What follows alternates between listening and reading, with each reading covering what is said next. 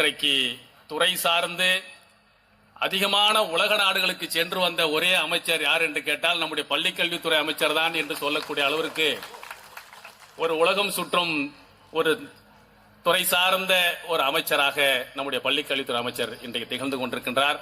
புதிய கல்விக் கொள்கைன்னு ஒன்று கொண்டு வந்து நம்ம 8வது வரைக்கும் ஆல் பாஸ்ன்னு வச்சிருக்கக்கூடிய நம்முடைய திட்டத்தை சிதைத்து 5ஆம் வகுப்பு 3ஆம் வகுப்புக்கு பொதுத் தேர்வு கொண்டு வந்து நம்முடைய பிள்ளைகளை கல்வியிலிருந்து இடைநிற்றல் அதிகமாக்கக்கூடிய ஒரு வேலையை செய்யறதுக்கு திட்டமிடுறாங்க.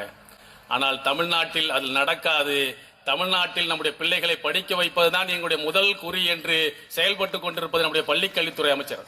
இயக்கத்தினுடைய இளைஞரணி செயலாளர் மாண்புமிகு துணை முதலமைச்சருடைய பிறந்த நாளை முன்னிட்டு திருச்சி தெற்கு மாவட்ட திராவிட முன்னேற்ற கழகத்தின் சார்பாக அவருடைய பிறந்தநாள் வயதை குறிக்கின்ற வகையில் 47 விதமான நிகழ்வுகளை நாம் கொண்டாடிட வேண்டும் என்று முடிவு செய்து இன்றைக்கு இப்பொழுது 47வது நிகழ்வாக இந்த சமத்துவ பொங்கலை நாம் கொண்டாடி கொண்டிருக்கோம் என்று சொன்னால் அதற்கு முழுமையாக ஒத்துழைத்த எங்களுடைய அனைத்து நிர்வாகிகளுக்கும் இந்த நேரத்தினுடைய நன்றியை மாவட்ட கழகத்தின் சார்பாக தெரிவிக்க நான் கடமைப்பட்டிருக்கின்றேன். உங்களுக்கே தெரியும், ஒன்றிய அரசாங்கத்தினுடைய அந்த தேர்வை என்னைக்கு வைக்கிறாங்கன்னா ஜனவரி மாதம் 15-16 யூஜிசியோட நெட்டு தேர்வு.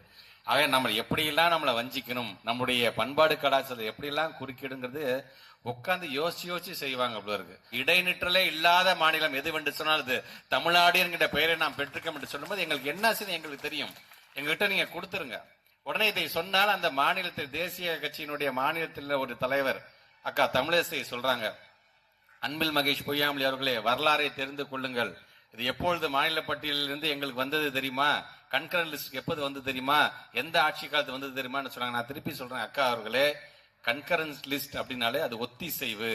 அந்த ஒத்திசைவு என்று சொன்னா 2 பேரும் சேர்ந்து கலந்து முடிவு எடுக்கலாமா எடுக்க வேணாமா, உங்களுக்கு அது ஒத்திசைவோடு இருக்கிறதா என்று கேட்கணும்.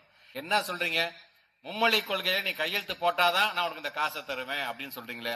யூனியன் மினிஸ்டர் என்ன சொல்றாரு, ஒன்றிய மாண்புமிகு அமைச்சர் என்ன சொல்றாரு, கையெழுத்து போடுங்களேன், வித்தின் ½ hour பணத்தை தந்துடுறேன், இது ஒரு பிரச்சனையே இல்லை என்று சொல்லக்கூடிய அளவுக்கு நம்ம பிளாக்மெயில் பண்ணிட்டு இருக்காங்க. இது எங்களுடைய ஹெட் மாஸ்டர் மாண்புமிகு தமிழ்நாட்டு முதலமைச்சர் இருக்கும்போது நமக்கு வேற என்ன கவலை வேண்டும். ஆக இதில் கலந்து கொண்டிருக்கிற உங்களுக்கும் முதல் முறையாக என்னோடு இந்த மேடையில் அமர்ந்திருக்க என்னுடைய மனைவிக்கும் இந்த நேரத்தில் என்னுடைய வாழ்த்துக்களையும் பாராட்டுகளையும் தெரிவித்து உங்கள் அனைவரின் சார்பாக நம்முடைய துணை முதலமைச்சர் வாழ்வாங்க வாழணும் என்று வாழ்த்தி இந்த உரையை நிறைவு செய்கிறேன். நன்றி, வணக்கம்.